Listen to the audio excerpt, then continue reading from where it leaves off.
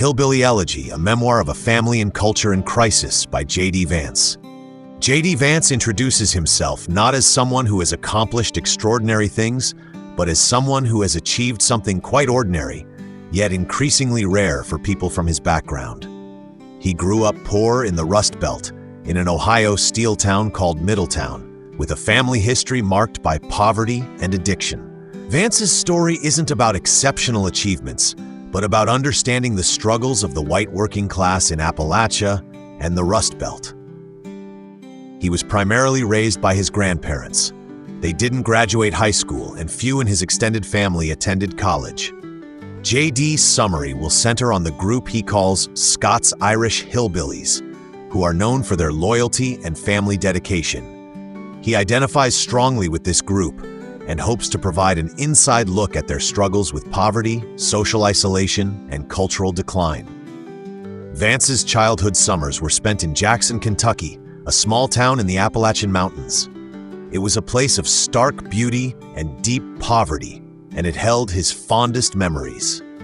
There, he was surrounded by his extended family, particularly the Blanton men, who were a source of both fear and fascination. These men, including the switchblade-wielding Uncle Tiberi, violent and tough Uncle Pet, and the rebellious Uncle David with his marijuana plants, embodied the hillbilly spirit of justice and loyalty. They also had a family history of feuds and violence. J.D.'s grandmother, Mamaw Blanton, was equally tough, once threatening to shoot a man for stealing the family cow. Jackson was a place of contradictions. It was full of kind people, but it was also affected by drug addiction, poor schools, and an intense distrust of outsiders. The local culture was a mix of pride, avoidance, and a tendency to glorify the good while ignoring the bad. The recent decline of Jackson, with rampant drug use and poverty, saddened Vance. He observes that the values of his hillbilly culture had spread far beyond Jackson, influencing places like Middletown, Ohio, where he grew up. His grandparents, Mamaw and Papaw, were central figures in his life. They moved from Kentucky to Ohio in the late 1940s in search of a better life. They were part of a massive migration of Scots-Irish from Appalachia to the industrial Midwest. Papaw found work at Armco, a steel company that actively recruited in Kentucky, offering stability and decent wages. While they achieved some financial success, they struggled to adapt to their new environment. The local culture clash was evident in incidents like the one where Papaw's friend, a Kentucky transplant, was harassed for keeping chickens in his yard. Mamaw and Papaw brought their Appalachian family structure to Middletown. They faced challenges adapting to a more private, nuclear family-oriented society. Their early years were marked by isolation, cultural disapproval, and personal struggles, including Mamaw's multiple miscarriages and Papaw's increasing alcoholism. Despite this, they maintained a deep faith in hard work and the American dream. They were proud, but not quite prepared to see their children go farther. Their tumultuous relationship reached a low point when Papaw's drinking became habitual. Mamaw retaliated with her own brand of violent counterattacks. One night, after Papaw came home drunk, Mamaw poured gasoline on him and lit a match. He survived, but their marriage continued to deteriorate. Despite their struggles, they remained optimistic about their children's futures. Vance's mother, Bev, and her siblings were profoundly affected by their parents' turbulent home life. Bev, like her siblings, left home early. She was a promising student but became pregnant at 18 and dropped out of school. She married and divorced, becoming a single mother to J.D.'s sister, Lindsay. Eventually, Mamaw and Papaw got their act together, with Papaw quitting drinking and the couple reconciling, though they lived in separate houses. They tried to repair the damage, helping their children and filling the gap when their mother, Bev, struggled. J.D.'s birthplace, Middletown, Ohio, was a town built by Armco Steel, where many Appalachian migrants like his grandparents had settled. It was a working-class town with a strong conservative culture, but also deeply affected by the decline of American manufacturing.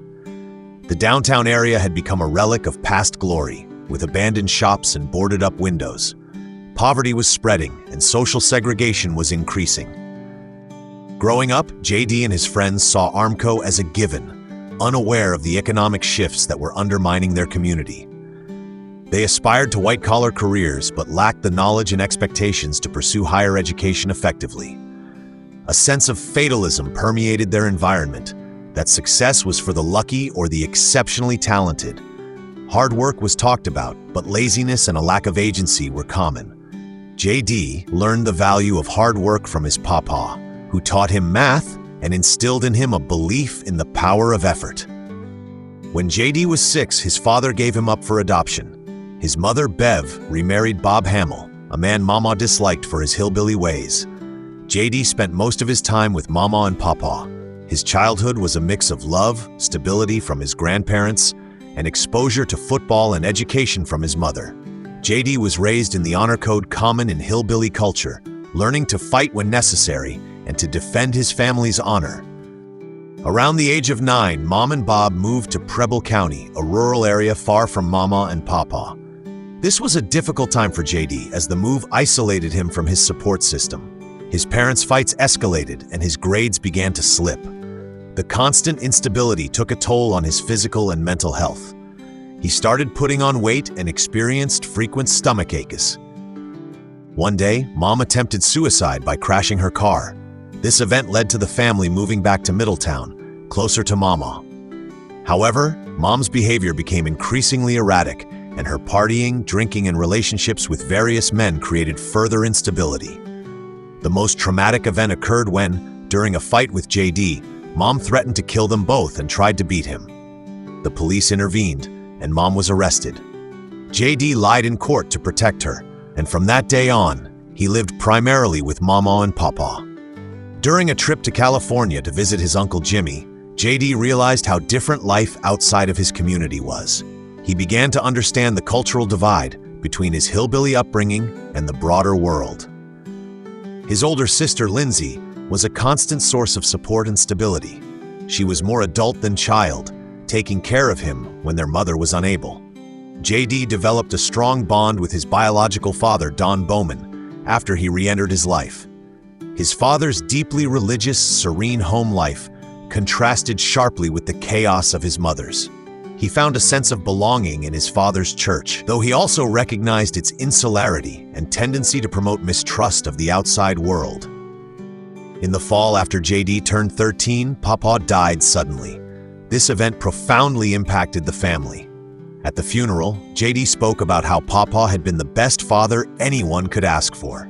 Papaw's death exposed a deeper problem: Mom's addiction to prescription narcotics. She went to rehab, and J.D. began to feel like a burden to Mamaw. He and Lindsay coped by taking care of themselves, attending Mom's Narcotics Anonymous meetings, and trying to support her recovery. Mom's return home brought new challenges, and her relapses continued. The summer before high school, Mom announced that J.D. would move in with her and her boyfriend, Matt, in Dayton, Ohio. J.D. resisted, not wanting to leave Mamaw and his support system. He began therapy sessions that revealed his mother's blind spot about his needs. Eventually, J.D. decided to live with his dad, finding stability in his home but always feeling on guard. He later moved back in with Mamaw, realizing that it was his true home. His junior year, J.D.'s grades improved, thanks in part to a demanding math teacher and Mamaw's constant encouragement. He got a job at a local grocery store, where he observed firsthand the struggles and coping mechanisms of the working class. He saw how people gamed the welfare system and developed a complex mix of resentment and understanding. Mamaw's contradictory views on social policy, ranging from conservative to socially democratic, reflected this complexity. J.D.'s mother's addiction continued, and her erratic behavior strained their relationship. One incident, where she demanded clean urine from him for a drug test, was a breaking point. He moved in permanently with Mama, who, despite her own struggles, provided him with unwavering support. During his final year of high school, J.D. realized he wasn't ready for college and enlisted in the Marine Corps. He was motivated by a desire for structure, a need to serve his country, and a sense that it would help him become the person he wanted to be. Mamaw, though fiercely protective, eventually accepted his decision. In the Marines, J.D. found a sense of purpose and discipline. Boot camp taught him resilience and the value of hard work. He began to believe in himself and shed the learned helplessness that had marked his childhood. During his service, he maintained close contact with his family, especially Mamaw, whose letters provided constant encouragement. His experiences in Iraq exposed him to a different kind of poverty and made him appreciate his own blessings. After 4 years in the Marines, JD returned to Ohio and enrolled at Ohio State University.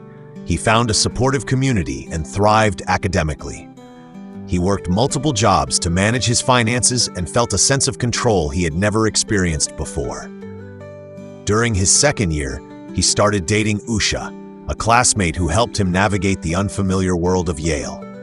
JD's relationship with Usha was transformative, teaching him how to deal with conflict and emotional vulnerability. He realized that he had internalized many of the destructive behaviors he had witnessed growing up. JD's acceptance to Yale Law School marked a turning point in his life.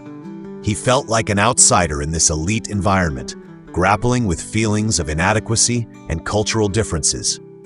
He learned the importance of social capital and the hidden rules of the professional world.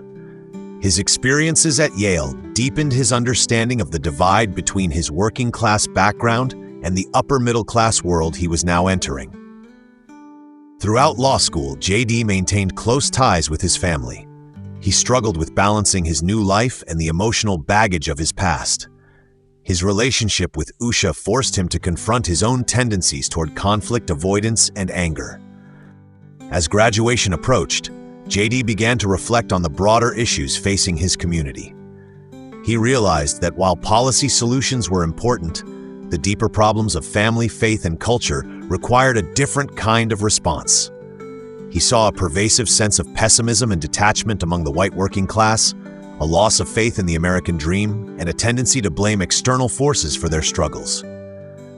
JD's mother's relapse into addiction with heroin brought a renewed sense of fear and frustration. He found himself at a seedy motel, paying for a room to keep her from homelessness, a stark reminder of the challenges he had tried to escape. His attempts to help her were fraught with difficulty, underscoring the limits of his ability to change her life. In his conclusion, Vance reflects on the possibility of real change for people like him. He acknowledges the importance of personal responsibility, community support, and cultural renewal. He recognizes that the problems of his community are complex and multifaceted, requiring more than just government intervention. He ends with a question: are we as hillbillies tough enough to face our problems and work towards a better future for the next generation? The answer, he suggests, lies in a collective awakening and a willingness to take responsibility for their own lives and communities. If you enjoyed this book breakdown, please consider liking this video and subscribing to get notified when we post our next book.